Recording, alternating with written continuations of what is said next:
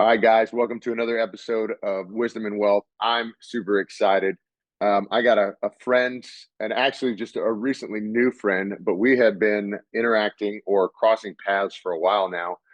Jed Collins, he's a former NFL player like I am. He's had actually a similar career to me, 5 or 6 years, and started a company called Money Vehicle, in which he's teaching financial literacy to schools, NBA teams, NFL teams, and and really getting things out there. Started as a CFP and coming in the financial world, having clients and total. I mean, like gave that up in turns because he wanted to educate and get people on the right track. And so, super excited because we've just been seeing each other constantly. Before finally, it was like, God, we got to talk, man. And so, we're getting things together. And so, I'm excited to bring on the show and have Jed Collins. Jed, thanks so much, man. Corey, it is so neat to be able to connect with people like yourself. Again, we have that brotherhood and that background, but truly guys who see the NFL as their launching off point and not really the peak of what they're trying to do. Finding our niche, finding our new passion, implementing the strategies and kind of habits that we had as athletes into our new world. It is really, yeah, like you said, we've been kind of crossing in spheres and could not be more excited to jump on today, talk to your community and just members. But uh, I love being able to see guys continue their dream, and you have definitely been able to do that, and it's a great example for young athletes in general. Dude, I appreciate it.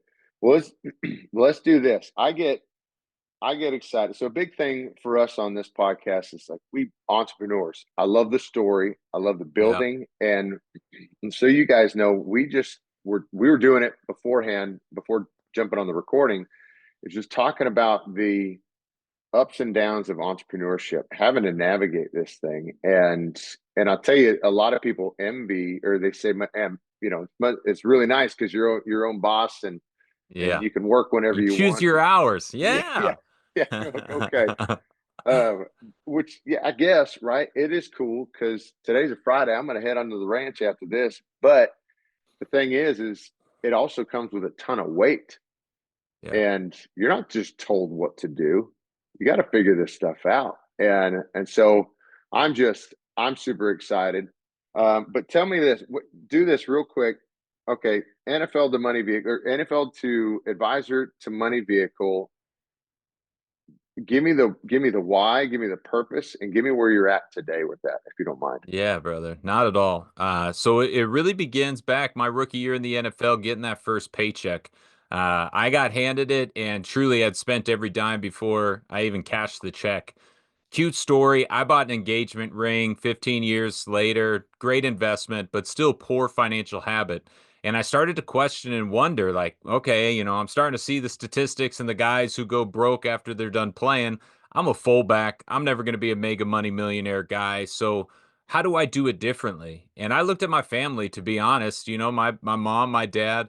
My dad was first in his family to go to college, became an attorney, ran his own law firm, but was still financially illiterate. And I questioned, where was that class? Where was that person or thing that was going to teach me how to handle these dollars?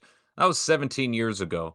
I went out on a mission to teach Jed the language of money. I became a student. I had a mentor tell me and challenge me to go get my certification in financial planning. And so each off season of my 7 year career, I got to go and start studying to be a CFP. As I left, I knew my passion was going to be in the financial lane. I saw, and really the big job opportunity was, Jed, go be an advisor, help people manage their wealth and manage their plan.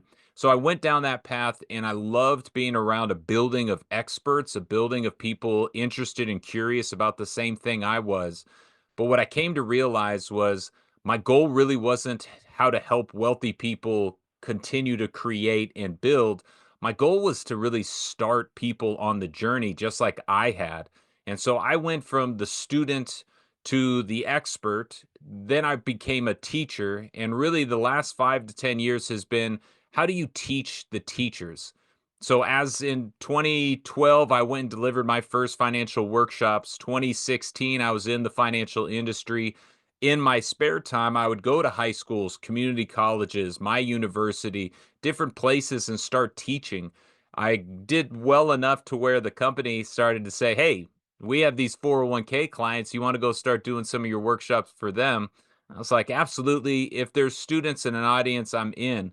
And so as I was going down that path, about 2020, I got the confidence to say, I think I can go do this as my career. No longer wealth manager, financial educator. And so I took the leap. The coincidence and the funny thing about being an entrepreneur, a lot of it has to do with timing. I took the leap to really have my main source of income be Jed the speaker about 3 months before COVID broke out. So I obviously didn't have a great public speaking in that first year or two up in Washington. It shut down even harder than most states. And so I Hmm. really focused on a question asked of me in 2018 by a gentleman in one of my sessions. Jed, you're great at teaching people, but how are you going to physically teach a million students? And so I started social media a long time ago. I started implementing on camera. And really, I took COVID and said, nobody can go anywhere. I can't do anything.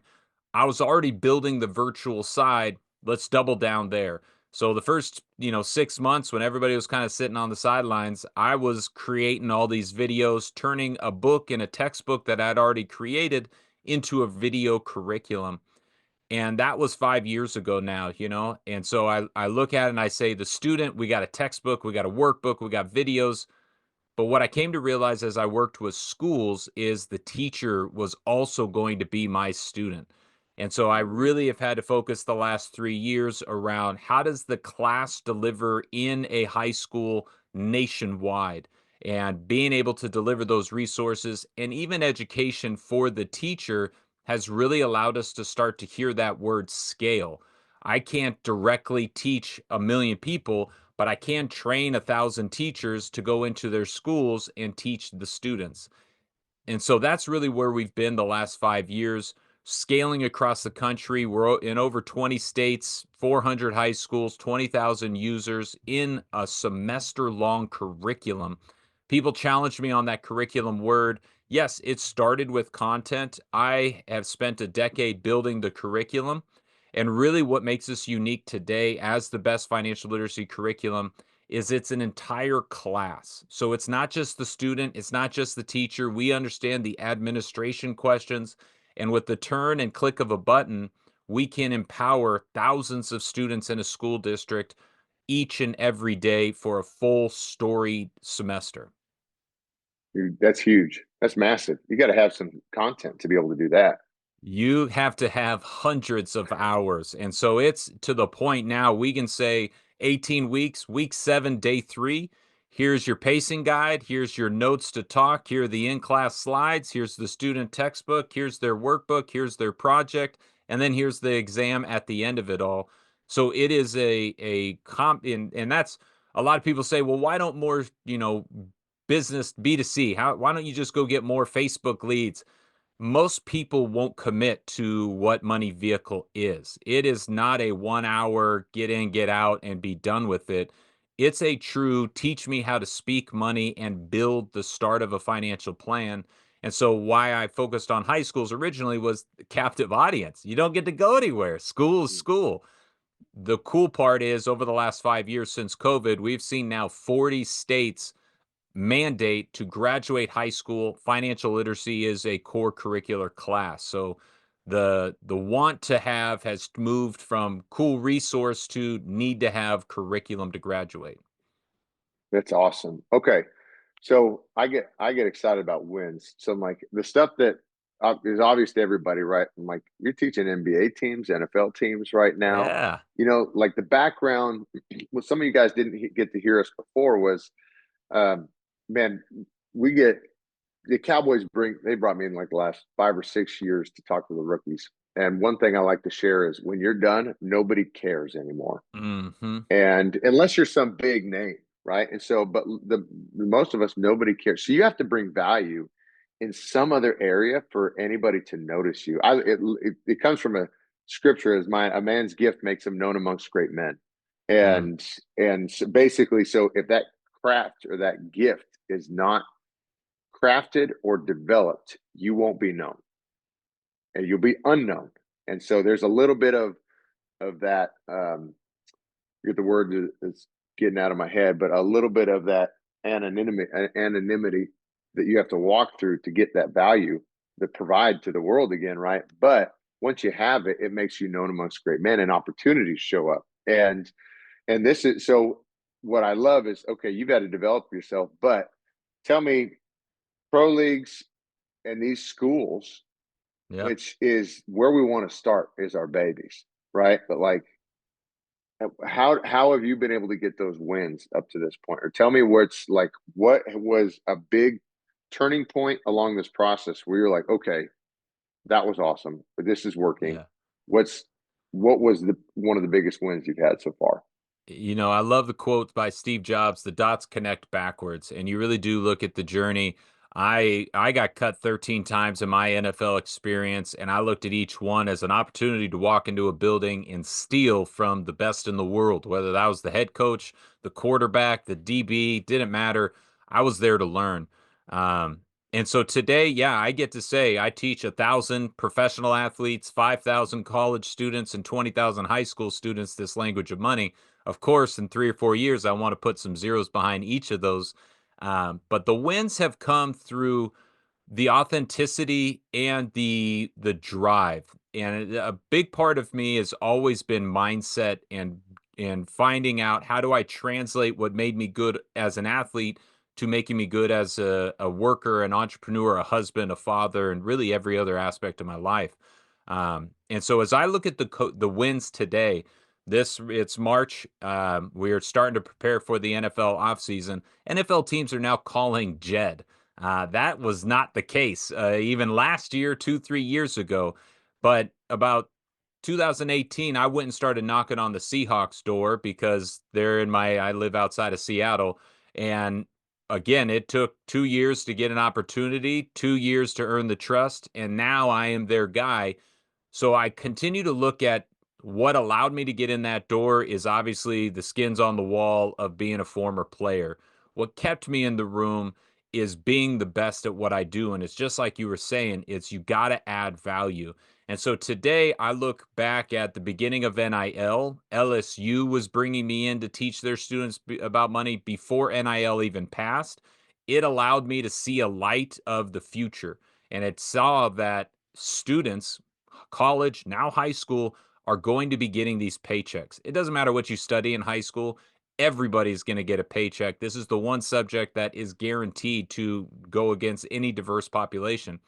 And so I look today as like, how do I connect the two worlds that I live in, which is really neat in person sessions with professional athletes in NBA, Major League Baseball, NFL. I'm working with the National Women's Soccer League now with the community impact that I'm trying to garner and really see as the big vision of millions. And so today we are partnered through the New Orleans Saints and are statewide through Louisiana high schools because you put a fleur de lis next to your email and a lot more people will open it in Louisiana.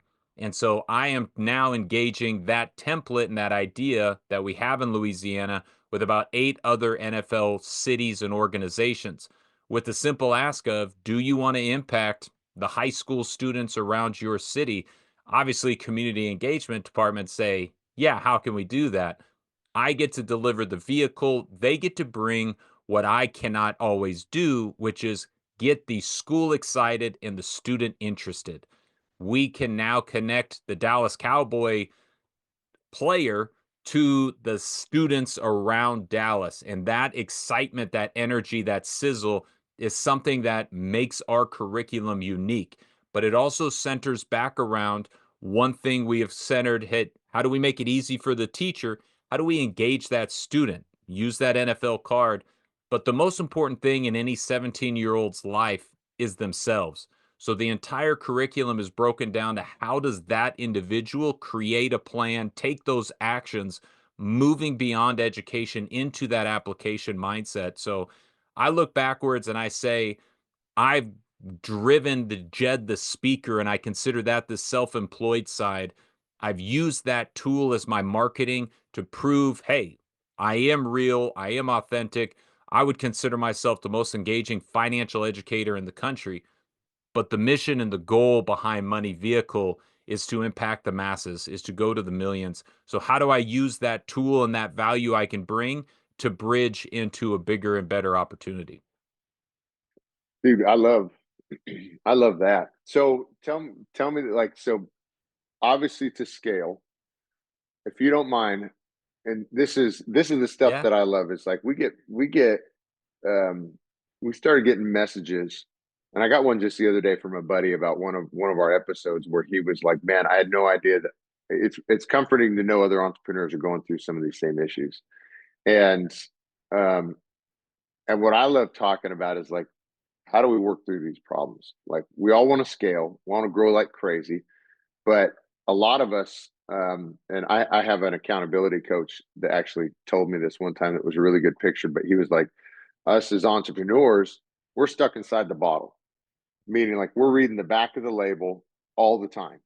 We need somebody sometimes to be on the outside to be able to read the front of the label and tell us What we're up top missing. what we're looking at and what we're missing, right? And it's been really good. But if you don't mind, if you wouldn't be like a little vulnerable, like to share, like where do you see cogs, or like where have you had cogs in the past? You had to overcome those, right? Yeah. And like where you are right now, and what's the next step you're trying to hit? If you wouldn't mind sharing. Absolutely.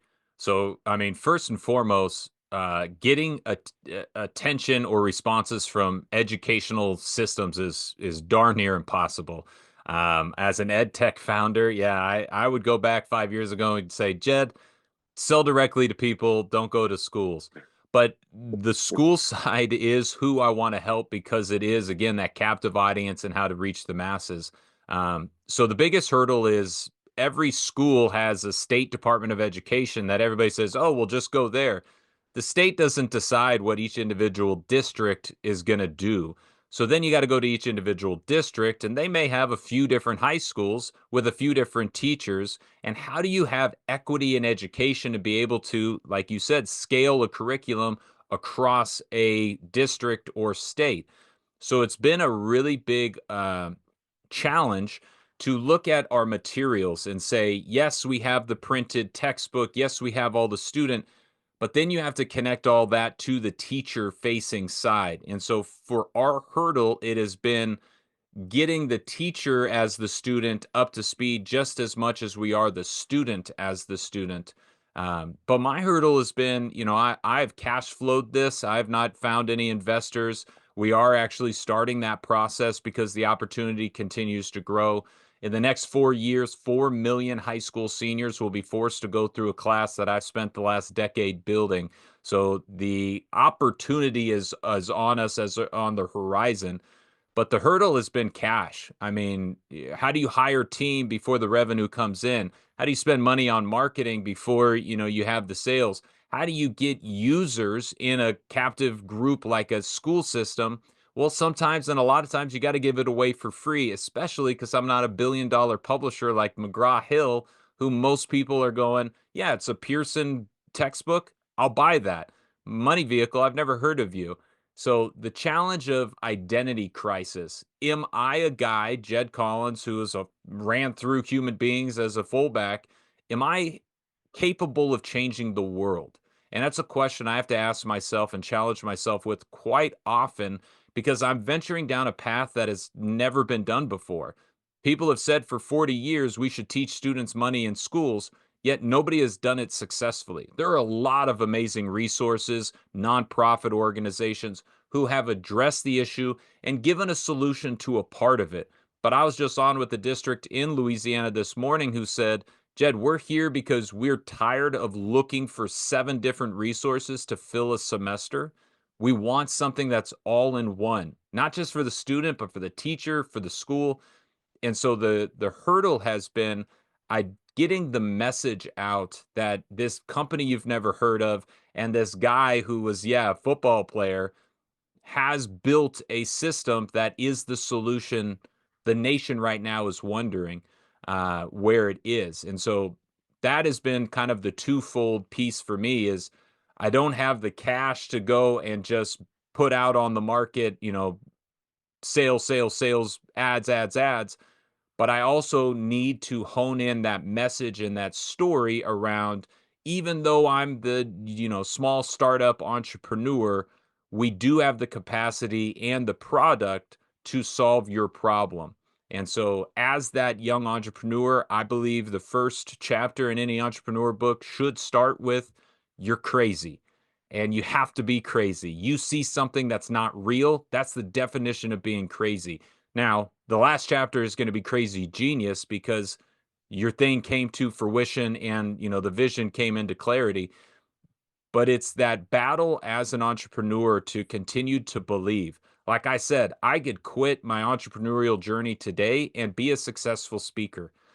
But my call, my mission, my passion is, how do I get a 17-year-old kid in New Orleans, New York, or New Hampshire to speak this language? To do that, you have to be an entrepreneur. As we were saying, you got to scale outside of your time and your resources. And to do it, you got to have the operations, you got to have the duplicatable system, and you got to have the technology, which was a whole 2 year hurdle and cog in my world. But I'm proud today to be able to say we got an RFP from a 75,000 school district in Arizona. Can you deliver to all these students? And I get to check the box and say, if they have the internet, we can get the program to them. Heck yeah. Dude, that's awesome.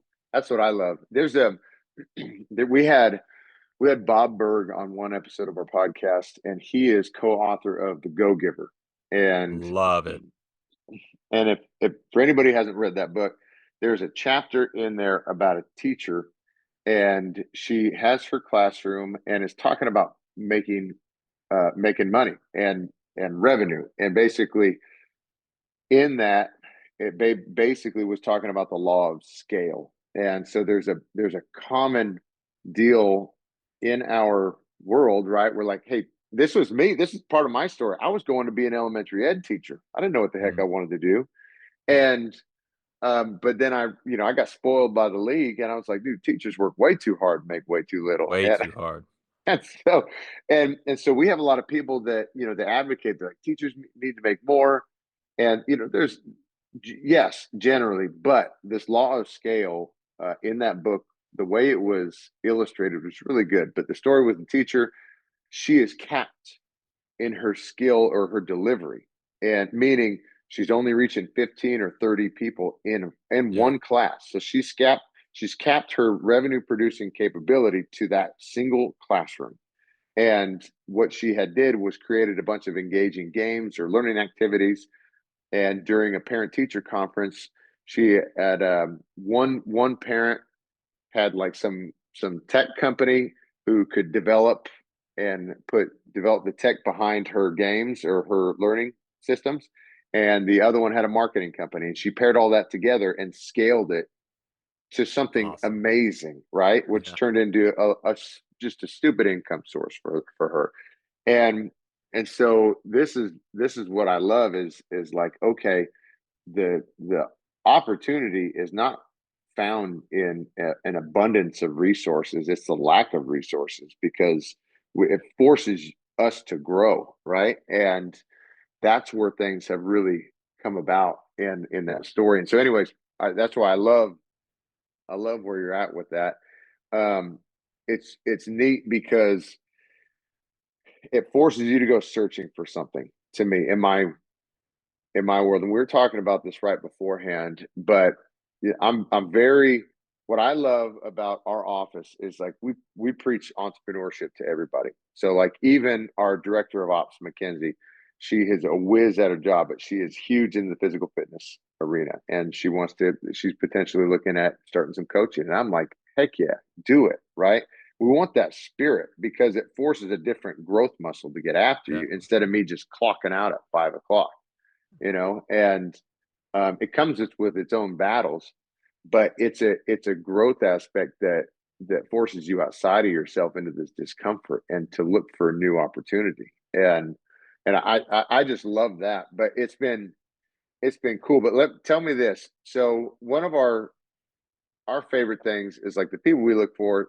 They're not just killer entrepreneurs and killer workers, but like they're killer in their family. And that's they know where the priorities are, even if we lag a little bit and we heavy the calendar on work instead of family some. But like, how have you seen building this thing up to this point? Uh, how have you seen it and you manage your family life in order to make this not be a problem? Right? Because we've all been there where it's like Yeah. this is my wife is like, can we Wait. stop talking about work? So What? My wife has never said let's not talk about money vehicle. Honestly, my neighborhood now tells me, all right, good, Jed, we don't want to talk about money vehicle anymore. I go, ah, well, what do you want to talk about? So it is my daughters are one's about to be 11, the other's 8 going on 9. So they're in a really neat phase. One, they see the work I put in. And they tell their friends sometimes like, "Hey, we're at a soccer game. Well, my dad was up at 5:30 this morning. He worked for 2 hours before we woke up." And their friends are like, "It's Saturday." I go, "Yeah, that's controlling your hours as an entrepreneur." Um, Mhm. and so, yeah, we were in Hawaii a few weeks ago, and my clock was 4:15. I mean, it's also different because your time zones all change, but I got to work from 4:15 to about 7:15 when everybody else woke up, and that's how you balance it. Every day when my girls get home from school, I'm in the same place. I'm building this machine and this whole thing. I get to get on planes and go and talk to teams, but if I'm not on a plane, I'm in this room. So they always come in, they give me a kiss, check on me. And they always say, "Hey, we wanted to check on you," because they know I'm in here and I'm plugging away. And so many people get distracted by social media or things that I don't do any of that. And it's amazing to see what you can do when you are just 100% obsessed and focused. But I do have a very strict 5 o'clock. I'm out. 5 o'clock. I'm Mhm. driving to a sporting event. If they don't have one, we go to a gym. We get some shots up. Um, I take walks with my wife. I actually am counting how many walks. We walk as a family quite often, but how many walks we do as the four of us. And it's not. We don't go on nature hikes. We leave the front door, go for a mile or two around the neighborhood, and they know that's one the first time I've left the house today. But they also know that that's my decompression, and I'm going to start out and talk about something that money vehicle of the day, but very quickly I'd transition to listener, and that's my favorite time with my wife, my daughters. Is you tell me something about your day, and I'm a public speaker, so as you can tell, I can grab a microphone and talk for as long as I get liberty to, but I'm really trying to challenge them in that communication skill and not just say, "I was a boring Wednesday at school. We didn't learn anything." You have to find a specific moment and describe and explain to me why that was a part of your day. Um, so the balance, I've learned and heard greatness never has a balance. You always have a pull and a tug. And it is very hard for me to compartmentalize and move away from money vehicle when it's dinner time. um, but that is the beauty of the ones around you. My girls now see, when I have a tough day, they're the first ones to come and try to distract me, give me a hug, and really just kind of be that escape, if you will. Um, and so it's be present when you're here. I travel a lot, and the coolest part is my friends and neighborhood go, "Jed, we didn't even realize you were gone because when you're here, you're so around and you're so present.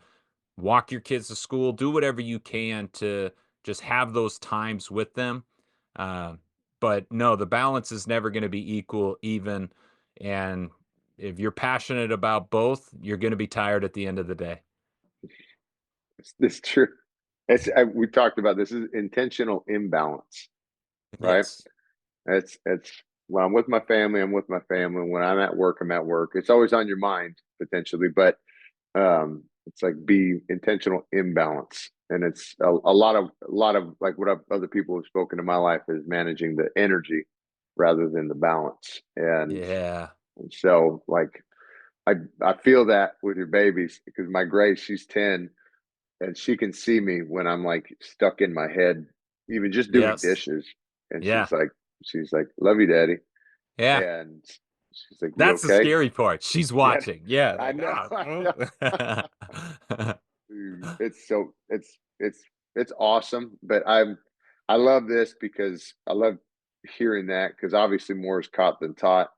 and they watch you more than they listen, and so that's a big deal, man. Because I could see them looking back on a memory where, like, I remember my dad and my mom taking us on these walks when we were younger, and so that could be a core memory I could see in the future at some point for them. That would be really cool. So, dude, I know we gotta. I hate to end this because Yeah. we were talking a bunch before we even started We recording, can but go 100 different directions. do me a favor, because we got more to come. Just so you guys Yes, sir. know, more's coming down the pipe. But where can people find you? And what's if, like, I wanted to grab this? Tell me if I'm a teacher or school district person, like, how can I bring you in? How can I engage Money Vehicle to potentially? Because I want that in my life. I want that in my kids' life. So first, easy, Your Money Vehicle is our website, Your Money Vehicle. Um, so go check us out. From there, you can get information on the curriculum, setting up a test drive, doing a demo, any of those pieces. You can email info at Your Money Vehicle. But the big opportunity I'd love to share with your audience, especially Texas, and I'm sure you are in other states, but Texas is just booming with this need for financial literacy. They're about to pass the mandate this year, and the opportunity to bring this to a local high school. We have the Money Vehicle Movement, which is our foundation arm. And so if you were to say, I would love to bring this to 100 students in high school down the road, or I want to buy them 100 workbooks, you can do that through our foundation and do it as a tax deduction. I stole that from Dave Ramsey. He's been doing that for 30 years. And it's that idea of connecting in the community. Again, we want to bring it in internally. Financial institutions are definitely getting more involved and interested as the student opens accounts with them. They don't open accounts with Money Vehicle. So if anybody is listening and is connected to financial institutions in the Community Reinvestment Act, but if you are interested in supporting this national need for financial empowerment, yourmoneyvehicle.com, you can see information about the Money Vehicle movement on there, but really just giving it a minute. If you give Money Vehicle a chance to see our 12 chapters, how it connects to a physical journey about driving in your car. Chapter 3 is a steering wheel, chapter 6 is an engine. How it tells a story to a specific age and audience. And then beyond that, how we make it easy for the teacher in the classroom. It honestly takes 30, 45 minutes to see it, to believe it, but we have the best financial curriculum in the country. We have probably the only financial literacy class that is built up in a box. And there's a reason a guy in his slippers out in the state of Washington has 20,000 high school students and growing. It's because we have a really great program, just nobody's heard of us. Well, that's all right. We're getting the word out, so There you I go. love it, dude. Thank you so much. I know we got to get off, but, like, um, keep churning. We're gonna keep talking. We got some. You guys need to tune in later on for some other announcements that we're excited about. But Jed, thank you so much for coming on, brother.